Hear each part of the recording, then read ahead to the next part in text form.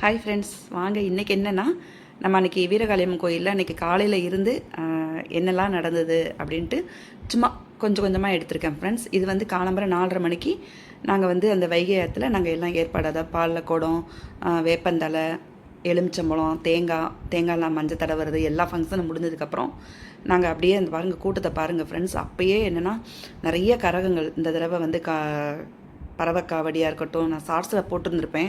ஆனால் நான் எடுத்தது கொஞ்சம் தான் ஃப்ரெண்ட்ஸ், 2-3 தான் எடுத்திருக்கேன். ஆனால் இன்றைக்கி 20-30 இருந்தது.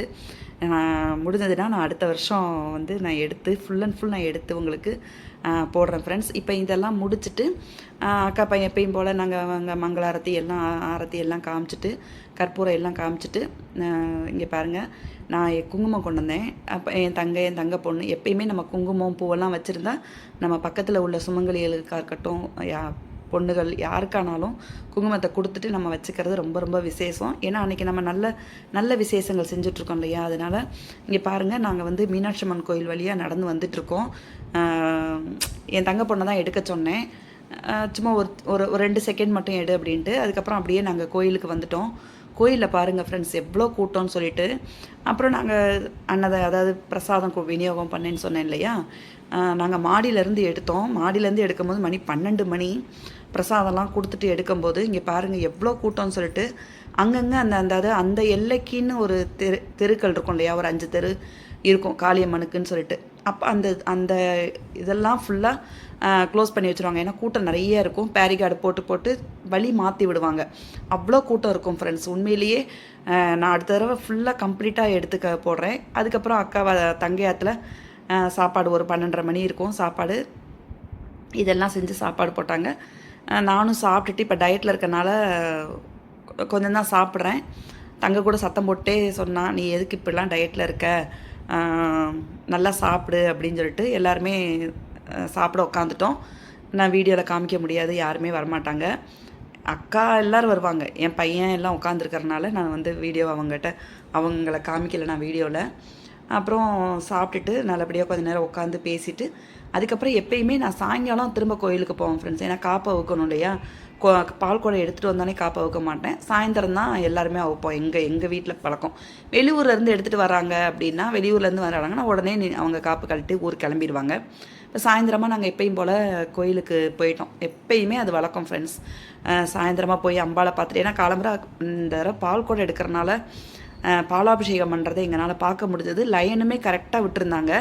அதனால் நம்ம தூரத்தில் இருந்தால் கூட அம்பாள் அபிஷேகத்தை சூப்பராக பார்க்கலாம். அந்த மாதிரி காலம்பரையும் அபிஷேகம் பண்ணுறதை பார்த்தோம். இப்போ சாயந்தரம் காப்பை ஊற்றுட்டு அம்பாளை பார்த்துட்டு வரலாம் அப்படின்னு சொல்லிட்டு நாங்கள் அக்கா தங்க எல்லாருமே கிளம்பிட்டோம். மருமக பொண்ணு எல்லாருமே கிளம்பிட்டோம். கூட்டம் சாயந்தரம் சரியான கூட்டமாக இருக்கும் ஃப்ரெண்ட்ஸ். கூட்டமே தான். கோயிலில் வந்து ஃபங்க்ஷன் முடிகிற வரையும் கூட்டம்தான்.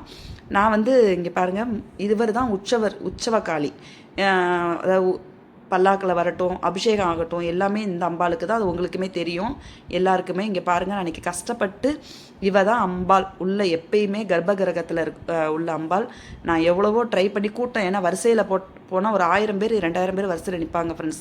இங்கே பாருங்கள், நல்லா நீங்களும் சேவிச்சுக்கோங்க. எல்லாருக்கும் எல்லா வளமும் நலமும் பெற்று நல்லா இருக்கணும் குழந்தை குட்டியோடன்ட்டு நான் வேண்டிக்கிட்டேன். இங்கே பாருங்கள், அம்பாளை பார்க்கும்போதே மெய் சிலிர்க்கும் ஃப்ரெண்ட்ஸ். உண்மையிலேயே அப்படி தான். நான் சொல்கிறது வேணால் உங்களுக்கு ஒரு இதாக இருக்கும். நீங்கள் நேரில் வந்து பார்த்தீங்கன்னா தான் தெரியும். அந்த அம்பாளை பார்த்துட்டே இருக்கலாம் போல தான் தோணும். இங்கே பாருங்கள் அலங்காரத்தை. நைட்டு வந்து பூப்பல்லாக்கு ஃப்ரெண்ட்ஸ், ஒரு 11 மணியை போல் பூப்பல்லாக்கு வரும். என்ன சொல்கிறது, நான் பக்கத்தில் இல்லையேன்னு கொஞ்சம் வருத்தமாக இருக்குது. அவள் பக்கத்தில் இருக்க முடியலையே அப்படின்னு சொல்லிட்டு. ஆனால் எண்ணம் பூரா அவகிட்ட தான் இருக்கும். எனக்கு எப்பயுமே அந்த எண்ணம் பூரா அவகிட்ட தான் இருக்கும். நீங்களும் நல்லா சுவாமியை சேவிச்சுக்கோங்க. இங்கே பாருங்கள், இங்கே வந்து 5 பேர் ராட்டினம் மாதிரி சுற்றுறாங்க ஃப்ரெண்ட்ஸ். நான் வந்து 2-3 தான் எடுத்தேன். அதுக்கப்புறம் வந்துக்கிட்டே இருந்தாங்க. எங்களால் வெயில் நிற்க முடியல பால் குடம் எடுத்துகிட்டு வந்ததுனால. இங்கே பாருங்கள், இந்த பக்கம் ஒரு 4-5 பேர் இருக்க முடியல. நிறைய பேர் வந்துக்கிட்டே இருந்தாங்க ஃப்ரெண்ட்ஸ். அப்படியே காப்பெல்லாம் அவுத்துட்டு நிறைய காவடி ஃப்ரெண்ட்ஸ். அதுதான் சின்ன சின்ன ஷார்ட்ஸாக எடுத்தேன். அதுதான் இதில் அட்டாச் பண்ணியிருக்கேன். பார்க்கவே மெய் சிலுத்துரும் உண்மையிலேயே. நீங்கள் ஒரு தடவை வந்து எங்கேனாலும் நீங்கள் கோயம்புத்தூர் இந்த மாதிரி திருச்சி அந்த மாதிரிலாம் இருந்தீங்கன்னா, ஒரு 2 மணி நேரம் 3 மணி நேரம் ட்ராவலில் இருந்தீங்கன்னாலும் வாங்க. நீங்கள் நினைக்கிறது நடத்தி கொடுப்பா அம்பாள்.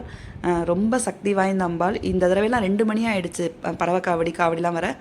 மறுநாள் அக்னி சட்டி ஃப்ரெண்ட்ஸ். இது வரையும் தான் நான் எடுத்தேன், அதுக்கப்புறம் நான் வந்துட்டேன். ஓகே ஃப்ரெண்ட்ஸ், இந்த வீடியோ உங்களுக்கு பிடிச்சிருக்குன்னு நினைக்கிறேன். பிடிச்சிருந்தால் லைக் பண்ணி ஷேர் பண்ணி சப்ஸ்கிரைப் பண்ணுங்கள். மறக்காமல் பெல் ஐக்கானை கிளிக் பண்ணுங்கள். அம்பாலோட அருள் எல்லாருக்கும் கிடைக்கட்டும். Thank you friends.